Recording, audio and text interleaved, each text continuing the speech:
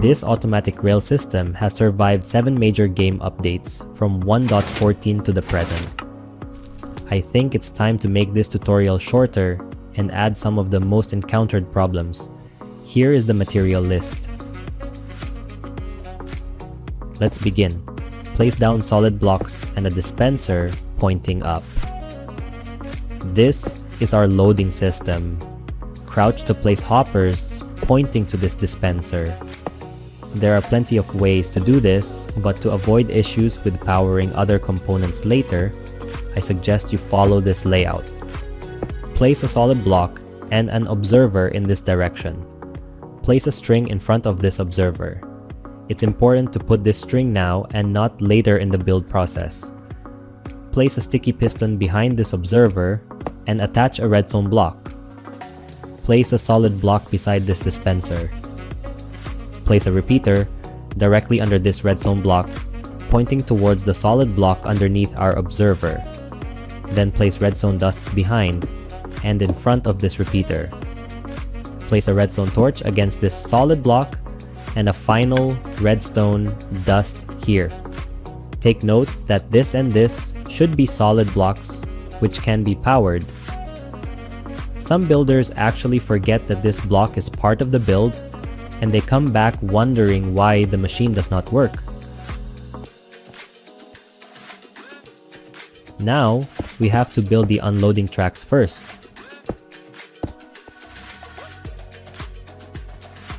Replace this block with a redstone block and put an activator rail on top. The alternative is to place a redstone torch beside this activator rail or to power this block with a lever. The important thing is that this activator rail needs to be powered. In building this part, some builders place power sources next to these hoppers and inadvertently lock the hoppers. If you followed the hopper placement I suggested earlier, this would less likely be an issue in your build. Add normal rails and make sure your tracks make a curve to this unloading section. To destroy the arriving minecart, place a soul sand or soul soil at the end and ignite it. You can also use netherrack lit on fire for this. It will work the same way. The hoppers will catch the minecart item faster than the flame could destroy it. Please remember to use non-flammable blocks in your build. Then we finish the build with the loading/departure section. Place a powered rail on top of the dispenser and connect to the rest of the tracks with normal rails. Load a few minecarts to the system by dropping them onto this exposed hopper. Then place the first minecart down on the powered rail. It's important to have this first minecart already in place before using this system. To operate, simply hop into the minecart and the system automatically launches you and dispenses the next minecart for the next player. When you arrive back, the system automatically ejects you and stores the minecarts. There are no buttons to push, all is taken care of by the system. You can now fill in the walls and floors with your blocks of choice.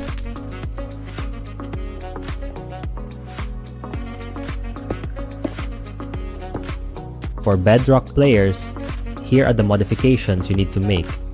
Place 7 more solid blocks here like this.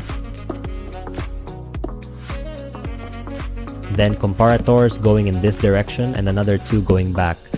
Add redstone dusts at each end. Finally, place this repeater on full delay at 4 ticks. Some Bedrock players experience minecarts being dispensed continuously because this repeater is not on full delay, or they shorten the pulse extender at the back using only 2 comparators instead of 4. This footage is shot on the 1.21 version and it works flawlessly. I even tested the minecarts unloading by Soulfire and there seems to have no problem at all. The hoppers are able to capture the minecart item before it gets burned. So, there you have it. Automatic minecart system for both Java and Bedrock. Thank you for watching. This is XPen. Stay tuned and see you again next time.